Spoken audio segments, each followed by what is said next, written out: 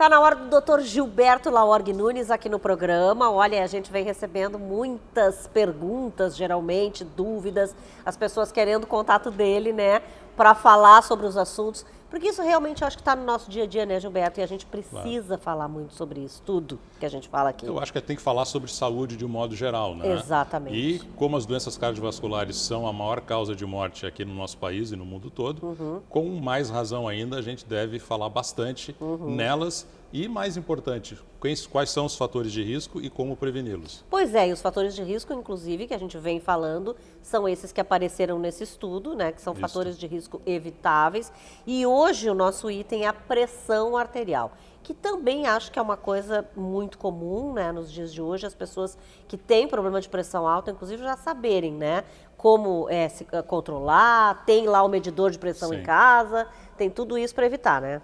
Exatamente. A pressão arterial é um dos principais fatores de risco para as doenças cardiovasculares, como infarto, acidente vascular cerebral, né? E é importante, né, que as pessoas saibam quais são os seus níveis de pressão de modo geral.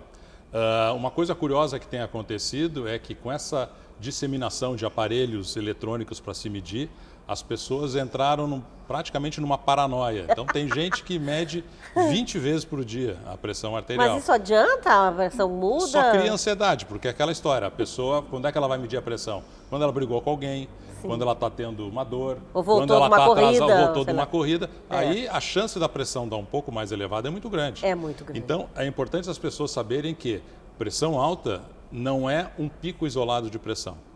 Pressão alta significa que a pressão arterial ela está acima do normal ou acima do recomendado na maioria dos dias ou das horas do dia, certo? Então, isso é importante, porque as pessoas às vezes... Não é de vez em quando. Não, é de vez em quando. Né? Numa situação extrema, medem a pressão, ela dá, por exemplo, 150 por 90 milímetros de mercúrio. E a pessoa entra em pânico achando que vai ter um infarto, que vai ter um acidente vascular cerebral. E, às vezes, a gente no consultório, deixando a pessoa repousar, relaxar um pouquinho, a gente vai medir a pressão de novo e a pressão normaliza. Né? Então, existe também um fundo emocional muito significativo para esses picos isolados de pressão arterial, que, de novo, não caracterizam a doença hipertensão arterial. Certo? Agora, esse risco, né, para problema cardiovascular e tal, por que exatamente, no que a pressão influencia nisso, né?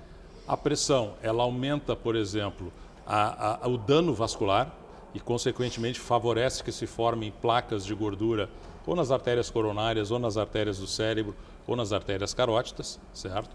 Além disso, num hipertenso que tenha picos muito altos de pressão arterial ou pressão sistematicamente descontrolada, isso pode fazer com que, por exemplo, rompa um vaso no cérebro, certo? Por uma pequena malformação, e esse paciente possa ter o chamado acidente vascular cerebral hemorrágico, que é muito mais grave do que o isquêmico, porque no isquêmico, que funciona mais ou menos como um infarto para o coração, hoje em dia existem tratamentos, né, de desobstrução da artéria do cérebro causadora do acidente vascular cerebral isquêmico, a exemplo do que a gente faz no infarto agudo do miocárdio com colocação de stents, com a realização de aspiração de coágulos, etc. Então, a pressão arterial pode tanto aumentar a incidência de infarto quanto dos dois tipos de acidente vascular cerebral, além dos danos que ela pode causar sobre a retina, sobre os rins e sobre a circulação periférica também.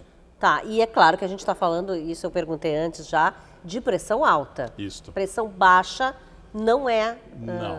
Não é uma doença pressão baixa. Tem pessoas que geneticamente têm ou constitucionalmente têm uma pressão mais baixa. O único incômodo é, em situações de muito calor ou às vezes de um estresse emocional, a pressão pode cair um pouco mais e a pessoa fica tonta, pode até eventualmente ter um desmaio, mas é importante a gente ressaltar, isso é uma pergunta comum no consultório, se a pressão baixa é um problema. Na maioria das vezes não é, salvo em situações específicas de pacientes com doenças cardiovasculares agudas descompensadas em que a pressão cair demais, bom, aí sim pode ser um problema, mas no dia a dia certamente não é. Causas da pressão alta, porque na verdade, claro, a gente sabe que tem muita coisa, mas assim, também esse paciente ele pode ter um histórico familiar de pressão alta ou não, ou é uma coisa que realmente vai acontecendo com a idade, enfim? Regina, em 90% dos casos, a gente não sabe qual é a causa da hipertensão arterial. Então ela é chamada de essencial, ou seja, a gente não sabe o que causou. Em mais ou menos 10% dos casos, existe uma causa específica. E isso tende a ocorrer mais em pessoas jovens que desenvolvem hipertensão. Então, algumas doenças endócrinas, algumas doenças do rim, podem eventualmente causar hipertensão, e a vantagem teórica nesses casos é que, tratando a doença de base, a gente pode muitas vezes curar ou controlar de maneira muito adequada a pressão arterial. Mas, infelizmente, na maioria das pessoas, a gente não sabe a causa.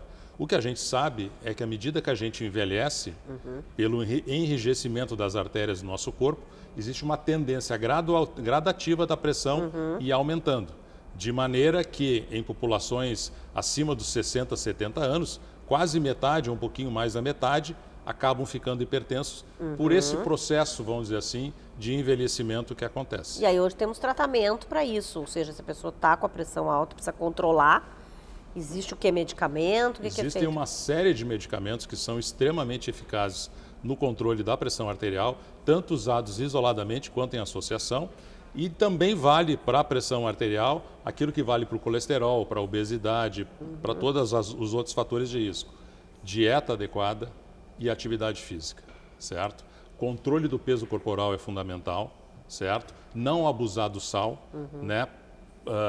Proibir a presença do saleiro na mesa da refeição é um primeiro passo que todo mundo deveria fazer. Tem gente que bota sal até na salada, né? Que a salada vem, em vez de colocar só ali o azeite de oliva, um pinguinho, né? E tal, um vinagrinho, só coloca sal.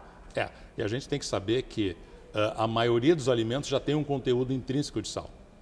Então, se a gente cozinha com sal e depois acrescenta sal na mesa, nós vamos estar comendo 4 ou 5 vezes mais sódio, que é o componente do sal, do que é recomendado, e, consequentemente, com o risco de poder fazer um aumento da pressão arterial. Precisa ter um controle, não adianta. Com certeza. A gente não pode sair assim, vida louca, né? Não, tem que ter um cuidado Não e a dá. saúde da gente em primeiro lugar, sempre. Tá bom. Obrigada, viu, Gilberto? Eu que Até agradeço. domingo que vem.